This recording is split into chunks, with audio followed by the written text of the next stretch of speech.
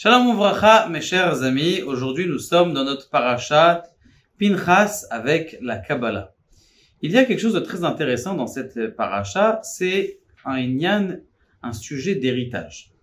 L'héritage, en effet, ça a l'air de quelque chose qui est logique. Cependant, il y avait des filles qui sont venues, les filles de, a priori, Tselophrad, et qui, selon Rabbi Akiva, dans la Gemara et dans le Tanakh, et dans le Zohar, qui sont les filles du Mekoshesh Etzim, cet homme-là qui est parti exprès pour ramasser et transgresser le Shabbat pour montrer l'importance du Shabbat, et qui donc il a été tué. Et elles viennent, ces filles-là, et elles disent, écoute, papa, écoute, Moshe Rabbeinu, on est toutes 5 filles, on n'a pas de garçons, il y a personne qui va hériter l'héritage de notre père. Pourquoi est-ce que nous, on n'hériterait pas? Alors Moshe Rabbeinu, bizarrement, il répond pas, il dit je sais pas. A priori, ça veut dire quoi je sais pas? Il devrait avoir un safek, c'est quoi son doute qu'il avait Moshe Rabbeinu pour dire je sais pas? Tu vois que il y a que 5 filles, forcément que tu donnes aux filles. Ça va être logique, d'ailleurs c'est ce qui va se passer après. Il va voir Akadosh Baruch Hu, il lui dit tu vas avoir 5 filles. Eh bien, et elles vont hériter. Eh bien, il y a ici, en vérité, un secret de la Torah qui passe par toute cette histoire-là des filles qui viennent demander leur héritage à Moshe Rabbeinu en Eretz Israël. Il faut comprendre dans la vie qu'il y a un besoin de rigueur. Je vais vous expliquer tout de suite. Vous envoyez vos enfants tous à l'école, n'est-ce pas? A priori, si on réfléchit profondément, c'est très méchant d'envoyer ses enfants à l'école. Mais pourquoi? Écoute, il y a des contrôles, le professeur il leur dit de bien s'asseoir, on n'a pas le droit de se balancer. Il y a une certaine rigueur. Et tous les matins, t'es content, en tant que maman ou en tant que papa, d'envoyer ton fils à l'école et tu sais que on va lui dire de bien se comporter, on va lui dire de rentrer dans le stress du contrôle, de rentrer dans le stress, est-ce qu'il va se passer ou est-ce qu'il va pas se passer, est-ce qu'il va réussir son baccalauréat ou est-ce qu'il va pas réussir. Donc c'est de la rigueur. Mais qu'est-ce que vous dites tous? On dit non, mais c'est très bien. Justement, cette rigueur, ça lui apprend à vivre dans la vie. Donc, eh bien, c'est ce qui se passe exactement dans la Torah.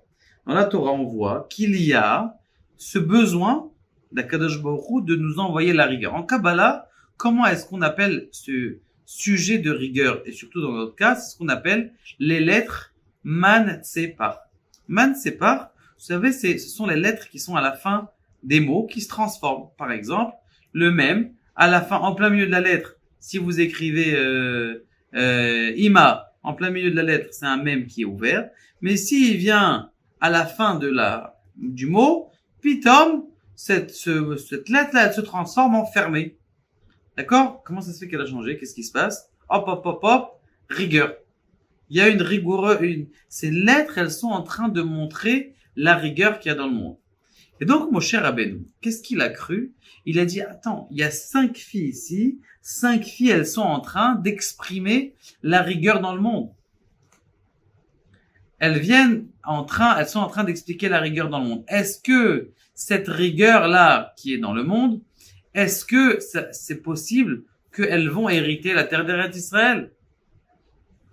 Est-ce que c'est possible qu'elles héritent la terre d'Israël? Alors, c'est pour ça qu'il va voir Akadosh Baruch Hu. Mon cher Akadosh Baruch Hu, il lui répond, il dit, écoute bien le nom des filles. Écoute bien le nom des filles. Premier nom des filles, c'est quoi? La première, elle s'appelle. Alors, d'abord, d'où est-ce que c'est la rigueur? Ce qu'on appelle Tselophrad. C'est quoi Tselophrad?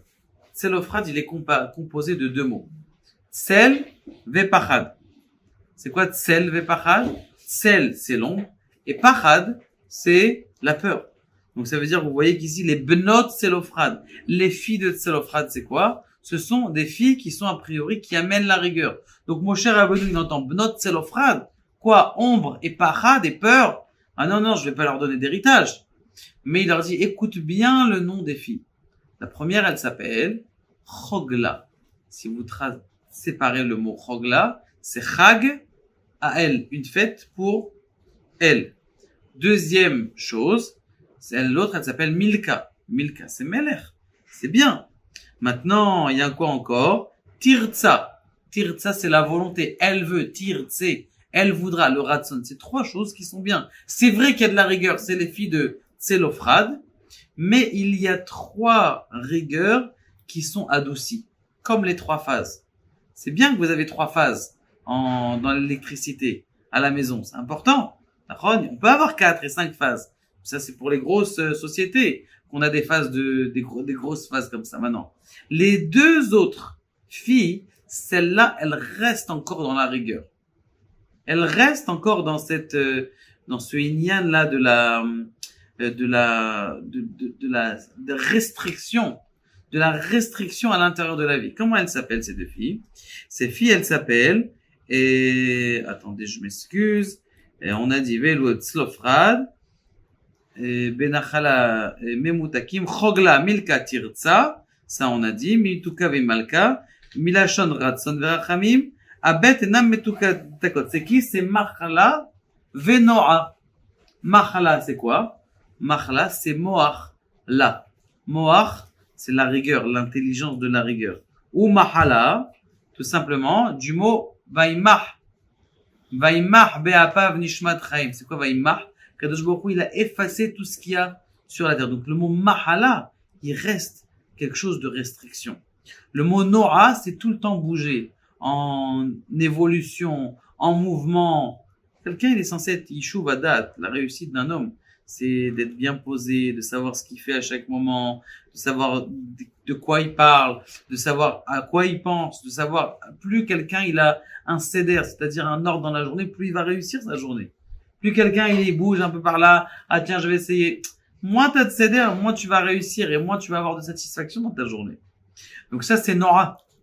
Et donc ce que on a ici, c'est que on a 3 filles, entre guillemets, qui sont, c'est vrai, rigoureuses, mais adoucies. Et on a 2 filles qui sont rigoureuses, mais qui restent dans la restriction.